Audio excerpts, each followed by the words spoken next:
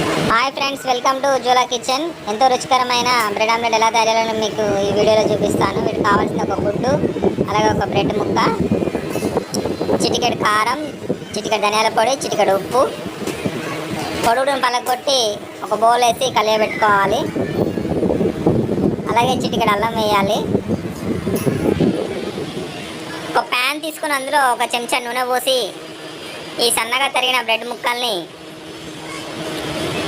ఆ కోడిగుడ్డు గిలియగొట్టాం కదా, అందులో ముంచేసి మనం ప్యాన్లో వేసుకోవాలి.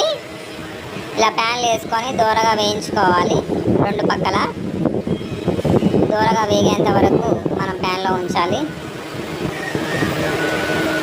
ఇలా దోరగా వేగిన తర్వాతకి వీటిని మనం ప్లేట్లో తీసుకోవాలి. ప్లేట్లో తీసుకొని తినడానికి రెడీ అయిపోయి ఎంతో రుచికరమైన బ్రెడ్ ఆమ్లెట్